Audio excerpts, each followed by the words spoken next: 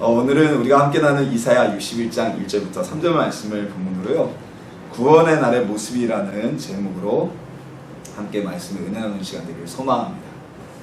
이제 지금 더위가 조금 사그라든 것 같아요. 그런데도 연일 불볕더위가 굉장히 기승을 부리고 있고요. 제가 기억하기에는 93년이 더 더웠다는 얘기가 있는데 올여름처럼 더웠던 적이 없는 것 같습니다. 근데 우리가 이런 더위에도 희망을 가지고 있는 게 하나 있죠. 일주일 뒤면 시원해질 것이다. 이 입추가 지났다. 그러한 마음을 가지고 견디고 있어요. 아마 그런 생각 때문에 곧 가을이면 선선해지겠다는 마음 가지고 이 불볕더위에도 에어컨을 설치하지 않고 버티신 분들이 아마 있을 줄 압니다. 우리가 이런 불볕더위를 지나면서도 견딜 수 있는 것, 그것은 바로 다가올 가을이 있고 추운 겨울이 있기 때문이죠. 그리고 반대로 매우 매서운 추위가 있는 한겨울을 우리가 견딜 수 있는 것 역시 봄과 여름이라는 이런 계절이 있기 때문에, 그 소망 때문에 그럴 수 있는 거죠. 이것처럼 우리 사람에게는요, 하나님이 주신 축복이 있는데 바로 희망이라는 축복입니다. 모든 사람들이 고통을 겪고 절망의 그늘을 지나게 됩니다. 인생은 희노애락이기 때문에 누구나 다 행복하기만 할 수 있는 것은 아니고 누구나 다 즐거운 삶만을 살 수는 없습니다. 하지만 그 고통과 절망을 견딜 수 있게 하는 것, 그것은 바로 희망과 소망이라는 비전이죠. 우리가 미래에 대한 희망은요, 우리 신앙생활에도 아주 굉장히 큰 힘이 되죠. 그 꿈이 있기 때문에, 천국에 대한 소망, 또 하나님 나라에 대한 소망이 있기 때문에 오늘의 고통과 시험과 연단을 견딜 수가 있는 겁니다. 오늘 우리가 나눈 본문은요, 도래할, 그러니까 다가올 하나님의 나라에 대한 본문입니다. 그걸 묘사한 구절이에요. 그래서 앞으로 하나님의 나라가 임할 때 그 구원의 모습이 어떠한 모습으로 나타나게 될지, 그리고 어떠한 현상이 생기게 될지, 그리고 그 하나님의 나라가 오늘날 우리에게 어떠한 의미가 있는지 함께 오늘 말씀을 나누면서 살피고요, 우리의 구원의 날, 우리에게도 임할 그 구원의 날을 그리는 소망하는 시간이 되기를 주님의 이름으로 소망합니다.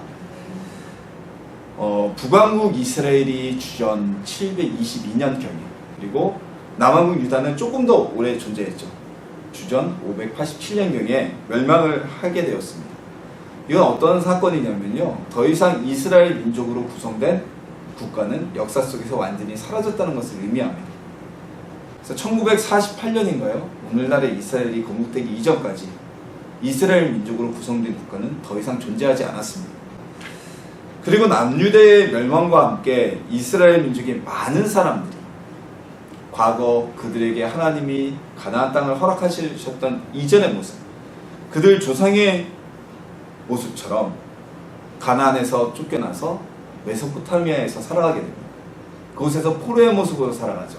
마치 그들의 조상들이 애굽에서 노예로 살아갔듯이 강제 이주를 메소포타미아 지역으로 신바벨로니아 왕국에 의해서 끌려가게 됩니다. 그것은요, 철저하게 정복민을 자국민화 시켜버리는 이 바벨론 제국의 정책에 따라서였는데요. 그래서 유대인 중에 아주 뛰어난 이들, 다니엘이나 그 형제들과 같이, 친구들과 같이 귀족들은 바벨론 제국의, 신바벨로니아 제국이죠, 이 바벨론 제국의 신하로 영입되기도 했고요. 그렇지 않은 이들은 하층민의 삶을 살기도 했습니다. 과거에 우리나라를 일본이 강점했을 때, 그때 식민 통치를 하며 통치기 말년에 가면 민족문화 말살 정책을 쓰죠.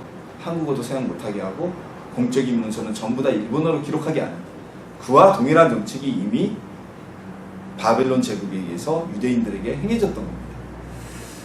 자, 포로로 끌려간 이스라엘 민족들은요, 이사야서, 우리가 읽은 이 이사야서를 읽으면서 하나님이 예언하신 그 회복의 날을 꿈꾸며 살아가게 됩니다.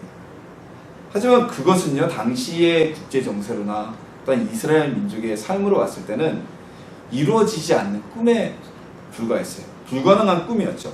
신바벨로니아 제국, 당대 최고의 메소포타미아를 통일했던 그 제국을 누가 무너뜨리며 자신들을 누가 포로로 끌려온 자신들을 누가 다시 가나안으로 보내주겠습니까?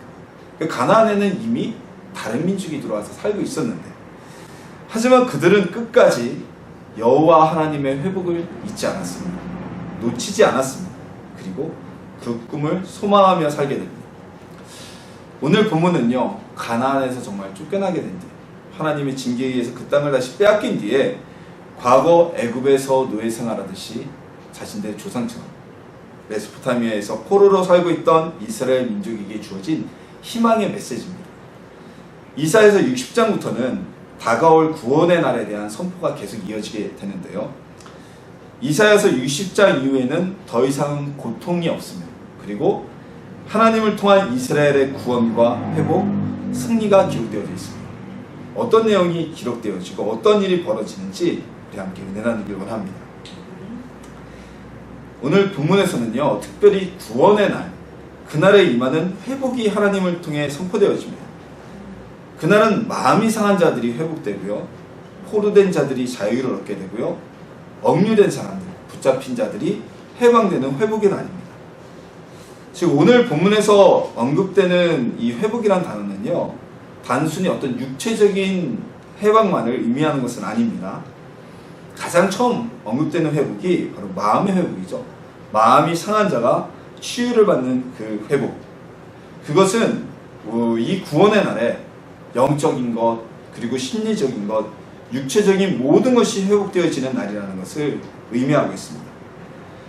상처 이전의 모습, 마음의 상처가 있기 이전의 모습으로 회복되고요, 포로로 끌려오기 이전의 자유한 모습으로 회복되고요, 그리고 갇히기 이전의 모습, 예전에 이 억류되고 붙잡혔다는 것은 노예 제도로 생각할 수도 있고요, 노예가 된 사람들은 빚을 졌기 때문에 빚에 팔려서 붙잡히게 되고 감옥에 갇히게 되고, 그가 만약에 노예였다면 빚지기 이전의 온전한 삶, 그가 갇히기 이전의 삶으로 회복되어진다는 것을 이야기합니다. 그럼 여기서 회복의 기준을 우리가 어디로 봐야 되나 한번 또 생각해 봐야 돼요. 상처가 있기 전에 그 상처가 어디서 있었을까? 그리고 자유된 자들 포로 이전의 회복, 어느 시대로 봐야 될까? 이 회복은요, 오늘 본문에서 말씀하는 회복은 가장 건강해서, 그리고 그 민족이 가장 부강했을 때, 그때의 모습으로 회복하는 것을 의미하고 있습니다. 자유의 제한을 받지 않고 언제보다도 행복하게 두나이다, 그때의 모습으로 하나님이 회복시켜 주신다는 것이죠. 우리에게 가장 회복하고 싶은 때가 언제입니까? 글쎄요, 저는 사람들이 물어보면 그래요. 언제가 제일 행복하냐? 지금이 제일 행복하다고? 근데 이제 꼭 돌아가고 싶은 모습이 있냐? 그럼 저 같은 경우는 어떤 건강의 모습이 있습니까? 건강의 모습을 회복하고 싶다, 이렇게 얘기를 하죠. 자, 우리에게 선포된 구원의 날은요, 이런 질문을 드렸냐면 우리가 가장 완전한 때로 회복이 되는 때라는 얘기입니다. 어떤 사람들은요, 이런 얘기를 해요. 천국에 가면 경로당이 아니냐, 늙어 죽은 사람들이 많으니까, 늙어 죽어서 늙은 모습 그대로 천국에 갔으니까 다 할아버지 할머니 때만 있는 거 아니냐. 정말 어리석은 생각이죠. 왜냐하면 오늘 본문에 선포되어진 회복처럼 우리가 하나님 나라가 도래하고 우리가 천국에 가게 되면 우리의 가장 완전했던 모습으로 우리가 회복되어지는 것입니다. 그냥 지금 모습 그대로 가서 그 모습 그대로 사는 게 아니에요. 그거는 이 땅에서 영원히 사는 것과 다를 바가 없겠죠. 오늘 본문에서 언급되는 회복처럼 천국은 가장 완전한 아름다움을 우리에게 주는 곳입니다. 그래서 그곳은 슬픔도 없고 근심도 없고 눈물도 없는 것입니다. 그러니까 우리가 살아가는 이 지구상, 이 세상에서는 물리적인 변화의 한계가 있고, 물리적 시간의 한계가 있고, 화학적 변화의 한계가 있어요. 시간이 지나면 늙을 수밖에 없고, 아이도 나이가 들면 피부가 점점 상해지고 주름이 늘어나고 할머니 할아버지가 될 수밖에 없는. 그러나 천국은요, 하나님의 나라는 이런 물리적 시간과 화학적 변화에 제한을 받지 않는 곳입니다. 가장 완전한 모습으로 가장 아름다운 때로 회복되는 것입니다. 바로 그때가 오늘 이사야서 61장에 선포된 구원의 날입니다. 자, 이 회복에는요, 사람의 회복만을 의미하는 것이 아니에요. 우리 한 개인의 회복이 아니라 이 회복은 오늘 본문에 선포된 것처럼 민족의 회복이 될 수도 있고요. 가장 그 민족이 아름답고 강인하고 이스라엘 민족으로 국한한다면 하나님을 잘 섬기던 때의 모습, 그리고 자연물의 회복까지 포함을 하는 겁니다. 이 세상이 하나님이 창조하셨을 때 처음 그 모습 그대로, 그러한 모습으로 회복되는 것을 의미하죠. 우리에게 그날이 언제일까요? 가까이는 가까이는 우리가 예수님을 만나고 있는 지금 이 순간이 그 구원의 회복의 때일 수도 있고요. 그리고 본질적으로는 하나님의 나라가 이 땅에 임재하게 될 때, 즉 계시록에 있는 새하늘과 새 땅, 새 예루살렘이 임하게 될 때고요.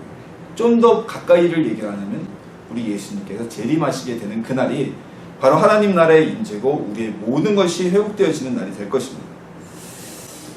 이 회복의 날에 대한 어떤 소망과 마음을 품게 되면요, 우리가 삶에 대한 그리고 구원에 대한 시각 자체가 본질적으로 바뀔 수밖에 없어요. 왜냐하면요, 이 땅에서 고난을 이길 수 있는 힘의 원천이 되고 이 땅에서 우리가 어려움과 절망을 헤쳐나갈 수 있는 그 원천이 그 회복의 날, 구원의 날에 다 담겨져 있기 때문입니다. 구원의 날은요, 바로 회복의 날입니다. 이 날은 과거 이스라엘 민족이 포로기에 있을 때 이사야서를 읽으면서 꿈꾸던 그날이지만, 그렇다고 오늘 61장에 기록된 이 본문의 회복의 날이 단지 이스라엘 민족의 어떤 가나안 복귀, 그것만을 의미하는 것은 아닙니다. 오늘 이사야서 61장에 기록된 이 예언의 말씀은 이 회복의 때와 은혜의 때와 구원의 날을 장차 임하게 될 하나님의 나라의 날, 그 구원의 날을 의미하는 예언입니다. 그렇기 때문에 우리는 이 회복의 날과 구원의 날을 기다릴 이유가 있죠. 만약 이것이 진짜 2400년 전에 이스라엘 민족이 다시 돌아온, 가나안으로 돌아온 그때의 이야기였다면 오늘의 본문은 우리에게 어떠한 의미도 갖지 않죠. 이미 끝나진 약속이니까요. 우리 영과 마음과 삶에 혹시라도 상처와 결여가 있다면 하나님께서 우리를 회복시키실 겁니다.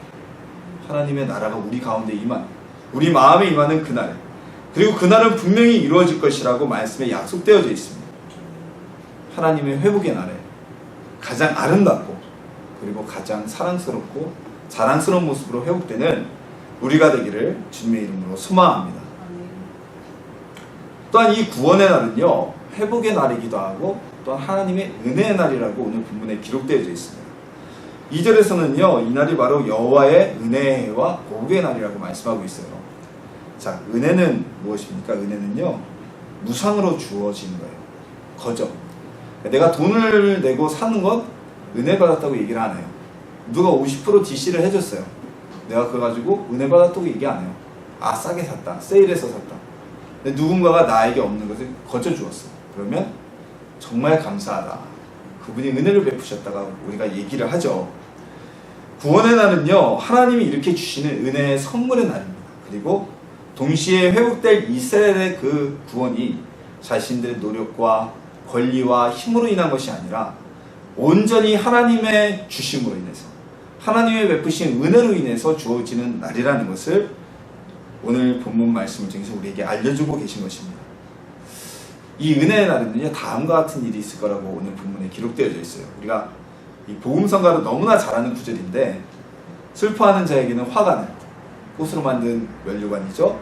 고통으로 죄를 뿌리는 자, 이스라엘 민족은 고난과 슬픔이 있으면 죄를 뿌려서 표현했는데 그들에게는 기쁨의 기름을 부어주시고 또한 슬픔을 대신하여서 그들에게 찬송의 옷을 주신다는 말씀입니다. 그리고 이런 슬픔과 고통과 절망에 빠져 있는 사람들을 그냥 회복만 시켜주시는 것이 아니라 이들을 세워서 여호와의 영광을 나타낼 자들로 일컬음을 받게 한다. 즉 약하고 연약하고 절망하고 좌절해 있는 그들을 세우셔서 그들이 모든 사람들 앞에 하나님의 영광을 나타내는 자로 쓰임받게 될 것이라고 오늘 말씀하고 계십니다. 인생은요, 희노애락입니다. 누구나 다 슬픔, 기쁨, 또한 분노와 즐거움을 겪으며 살아갑니다. 누구나 슬픔과 고통을 겪지만 어느 누군가에게는 아, 이거 별거 아니야, 그냥 한때의 길이야 라고 지날 수 있는 슬픔과 절망이, 어떤 누군가에게는 정말 피할 수 없는 긴 고통이 눕힐 수도 있습니다. 때로는 그 늪에 빠져서 헤어나오지 못하고 절망에 잠식되어서 스스로의 인생을 끊어버리는 안타까운 일이 벌어지기도 합니다. 그런데 이 하나님의 구원의 날, 하나님의 나라가 임하는 이 은혜의 날에는요, 더 이상 좌절과 절망에서 견딜 수 없어 하던 그들에게 하나님의 기쁨이 임하고 하나님의 찬송이 임하고 하나님의 즐거움이 임하는 날이 된다는 것입니다. 그리고 그들이 거기서 끝나는 것이 아니라 하나님의 영광을 드러낼 자로, 하나님을 위해 쓰임받을 자로 세우신다는 말씀입니다. 즉 일반인들보다 훨씬 뛰어난 자로 하나님께서 높이신다고 말씀하고 계십니다. 이것이 모두 하나님의 나라가 임하는 그 은혜의 날, 구원의 날이 일어날 일입니다. 포로가 된 이스라엘은요, 정말 절망 속에 빠져 있었습니다. 생각을 해보세요. 나라를 빼앗기고 그 전쟁 와중에서 가족과 친척이 죽었겠고요. 약 메소포타미아까지 3,000여 킬로미터를 걸어가는 동안에 또 길에서 많은 이웃들과 형제들이 쓰러져 죽었을 것이고, 남의 나라에서 얼마나 고난을 당하면서 살았겠습니까? 그래서 그들은 그 절망 속에서 이 이사야서 말씀을 꼭 붙잡고 있었어요. 이사야를 읽으면서 자신들에게 나타난 하나님의 구원의 날, 이 은혜의 때가 곧 임하실 것이라는 소망을 가지고 살아갔습니다. 그리고 보복의 날에는 하나님이 그날에 자신들을 이렇게 비참하게 만든 바벨론을 쳐서 멸하실 것이라는 소망을 가지고 지냈습니다. 정말 그들은 자신들의 희망대로, 꿈대로 하나님께서 약속하신 70년이 되자 다시 본국으로 돌아가게 됩니다. 그 유대를 멸망시켰던 바빌론은 페르시아 제국에 의해서 완전히 멸망당하는 하나님의 보복이 이루어졌습니다. 이 이스라엘 민족이 아마 당시에는 그렇게 생각했을 거예요. 아, 우리에게 약속되어진 이사야서 61장, 60장의 말씀이 다 이루어졌구나. 당시대의 사람들도 그렇게 생각했을 것입니다. 하지만 오늘 본문의 이사야서 61장의 은혜의 날은요, 그때 당시에 끝난 것이 아닙니다. 그날은 지금도 계속되어지고 있고요, 앞으로도 계속되어질 것이고요, 그리고 분명히 나타날 구원의 날입니다. 이날은요, 어떤 개인적인 우리의 구원도 있지만 그 구원을 뛰어넘는 은혜의 날이죠. 왜냐하면 그날은 하나님의 나라가 이 땅에 임하게 될 때 완성되어지는 날이기 때문입니다. 하나님의 은혜의 날을 기다리는 저와 우리 전도사님이 되게 소망합니다. 그래서 이 날을 바라보면요, 우리가 어떤 절망 가운데 있어도, 때로는 어떤 슬픔 가운데 있어도 우리에게 화관과 찬송의 옷을 입히실 하나님, 우리를 통하여 하나님의 영광을 받게 하실 그 하나님을 바라보며 소망을 가질 수가 있습니다. 그래서 초대교회의 많은 순교자들이 화염 속에서 살이 불에 타 죽어가면서도 기쁨과 즐거움으로 생을 마칠 수 있었던 것은 바로 하나님의 이 은혜의 날을 바라볼 수 있었기 때문입니다. 이 땅에는요, 하나님의 완전한 나라가 임하지 않았어요. 그러나 분명히 언젠가는 이 세상은 종말이 오게 되고요, 이 땅에 완전한 하나님의 나라가 임할 것입니다. 그것은 뭐 제 얘기가 아니고요, 하나님이 성경을 통해서 말씀하고 계신 바고요. 언제 어느 때거나 우리가 그 하나님의 나라가 임하게 될 그 하나님의 은혜의 날을 바라보며, 누가 밉다고 해서 우리가 원수 갚는 것이 아니라 하나님이 그날에 보복하시고 원수 갚으실 것을 바라보며 하나님의 나라를 기다리는 주님의 백성이 되기를 예수님의 이름으로 소망합니다. 오늘 이 선포된 구원의 날에는요, 아주 중요한 전제 조건이 하나 달려 있습니다. 여호와의 영이 내게 내리셨으니 이는 여호와께서 내게 기름을 부으사 라고 기록되어져 있죠. 이 구원의 날은요, 그냥 임하는 것이 아닙니다. 제가 항상 얘기를 하는데, 하나님의 구원과 은혜는 감나무 밑에서 입 벌리고 감 떨어지기를 바라는 그런 은혜가 아니에요. 구원의 날은요, 하나님의 기름 부으심, 즉 여호와예요. 우리가 오늘날 성령이라고 부르는 하나님의 영이시죠. 삼위 하나님 중에 한 분이시고 그 성령님이 함께 하실 때 나타나는 날입니다. 이사야는 자신에게 하나님의 영이 임하셨기에 그 구원의 날을 사람들에게 선포할 수 있다고 오늘 전하고 있습니다. 하나님의 나라는 여러 곳에 존재하고 있습니다. 작게는요, 처음 내가 구원을 받았을 때, 그때 하나님의 나라를 우리는 체험하게 됩니다. 그리고 또 우리는 매 주일마다 교회에서 예배를 드리며 하나님의 나라를 만나게 됩니다. 하지만 완전한 하나님의 나라는요, 아직 임하지 않았어요. 예수님께서 세상에서 선포하신 그 하나님의 나라는 점점 복음과 함께 퍼져가고 있지만 아직 이 땅에 완전히 임하지 않았고요. 완전한 하나님의 나라는 이 세상이 심판으로 인해서 멸망되고 그리고 새 예루살렘으로 다가오게 될 것입니다. 그날에는요, 완전히 회복된 하나님의 나라가 정말 도래하고 나타나게 될 것입니다. 우리가 최후의 심판 때과 심판과 예수님의 재래 때까지 살아남을 확률은 우리가 먼저 죽는 것보다 더 극히 희박합니다. 만약 우리가 그때까지 살아있다면 정말 좋겠죠. 하지만 그렇지 않다고 할지라도 우리는 개인적인 죽음을 맞이할 수 있습니다. 그리고 개인적인 죽음을 통해서 우리는 하나님 나라에 들어가야 됩니다. 하나님의 나라를 만날 수가 있습니다. 또는 우리가 매일매일 살아가면서 우리의 삶 속에서 하나님의 나라를 만날 수 있습니다. 성령님의 충만하심을 통해서 우리 삶에 고난이 있을 때 절망에서 벗어나는 회복을 경험한다면, 또한 우리 마음에 있는 상처가 성령님을 통해서 치유되는 모습을 기억한다면, 경험한다면 우리는 그 순간에 하나님의 나라의 작은 모습을 체험하고 경험하는 것입니다.